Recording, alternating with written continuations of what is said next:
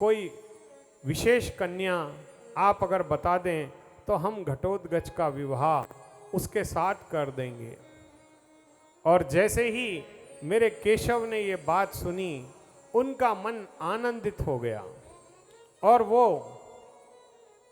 युधिष्ठिर एवं उपस्थित पांडवों को बताने लगे कि आपके पास आने से पहले मेरा युद्ध मुर दैत्य से हुआ था।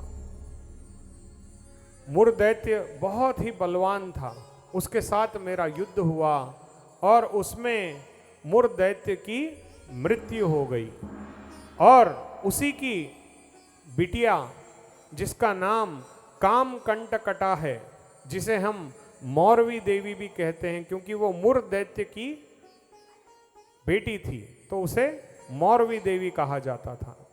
तो मौरवी देवी बहुत ही सुंदर एवं माँ कामाख्या से विशेष आशीर्वाद प्राप्त करके बड़ी दिव्य शक्तियां उसके पास है।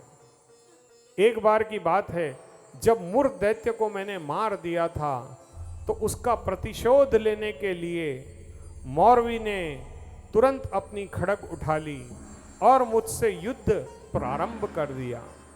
ये युद्ध 3 दिवस तक चलता रहा। 3 दिवस तक घमासान युद्ध होता रहा और अंत में मेरे कन्हैया के, मेरे गोविंद के सब बाणों को उसने अपने खड़ग से काट दिया।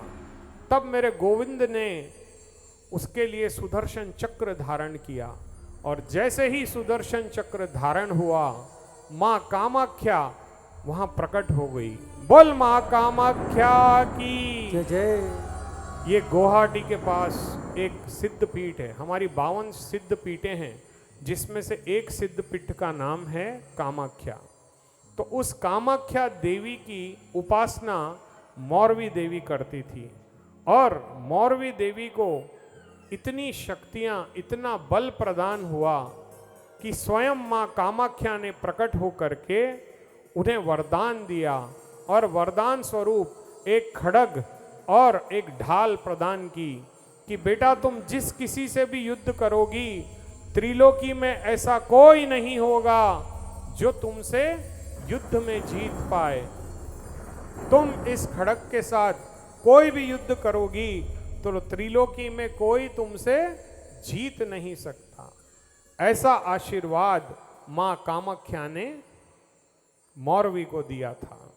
तो माँ कामाख्या जब प्रकट हुई तो उन्हें कहा कि हे केशव, ये मेरी परम भक्ता है, ये मेरी परम आराधिका है और इसकी तपस्या से प्रसन्न होकर के मैंने इसे ये खड़ग दिया है।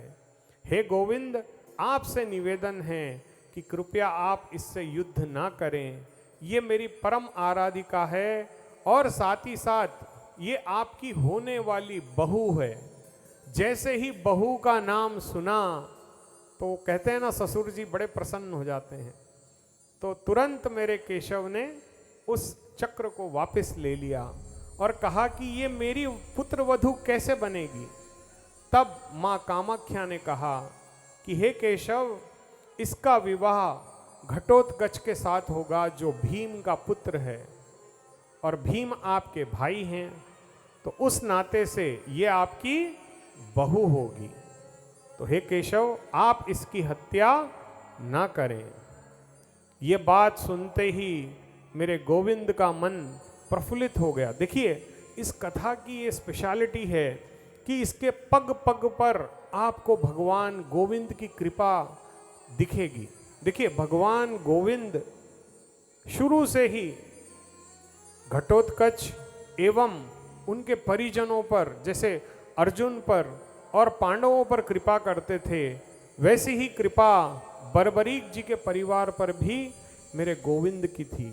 तो हमें हर पग पर इस कथा में भगवान गोविंद की कृपा आपको अक्सर दिखाई देगी। क्योंकि देखिए, जब केशव की कृपा किसी पर होती है तो सारे जगत की कृपा उस व्यक्ति पे होती है, और जहाँ पर केशव की कृपा नहीं होती वहाँ पर कभी किसी की कृपा नहीं होती।